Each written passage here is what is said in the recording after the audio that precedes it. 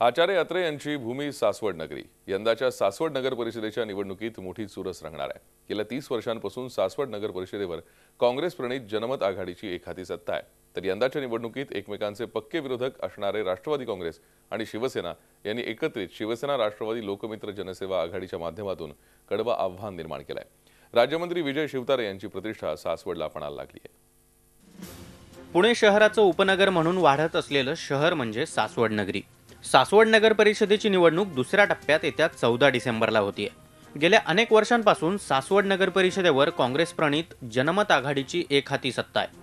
काँग्रेसचं वर्चस्व मोडीत काढण्यासाठी यंदाच्या निवडणुकीत शिवसेना राष्ट्रवादी लोकमित्र जनमित्र आघाडीने युती करत सर्वच्या सर्व उमेदवार निवडून येतील असा दावा शिवसेनेचे नगराध्यक्षपदाचे उमेदवार राजेश दळवी यांनी केलाय। सासवड शहरातील मतदार हे पुन्हा काँग्रेसलाच मतदान करतील असा विश्वास सासवडचे किंगमेकर म्हणून समजले जाणारे संजय जगताप यांनी व्यक्त केलाय। मला विरोधकांना एकच प्रश्न विचारायचा आहे, आम्ही केलेली ही छोटी आणि मोठी सगळी कामं जर बघायला गेलं तर 10 बोटांवरती मोजणार नाहीत एवढे मोठे प्रकल्प आम्ही त्या ठिकाणी उभे केलेत की एवढे मोठे सभागृह त्या ठिकाणी उभे केले। आता सासवडमध्ये जवळपास सर्व समाजांसाठी स्वतःचे सभागृह तयार झालेले आहेत। शिवसेनेचा नैसर्गिक मित्र भाजपा असताना सासवडमध्ये मात्र शिवसेनेने राष्ट्रवादी काँग्रेस पक्षाशी आघाडी केली आहे आणि भाजप इथं स्वतंत्र लढतोय।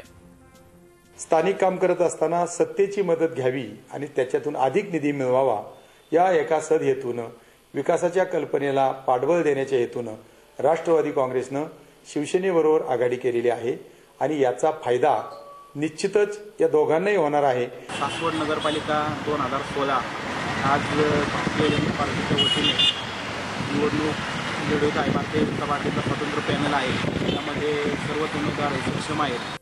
सासवडच्या निवडणुकीत केवळ उमेदवारांचीच नाही तर दिग्गजांचीही प्रतिष्ठा पणाला लागली आहे। जावेद मुलानी, झी मीडिया, इंदापूर। झी 24 तास रहा एक पाऊल पुढे।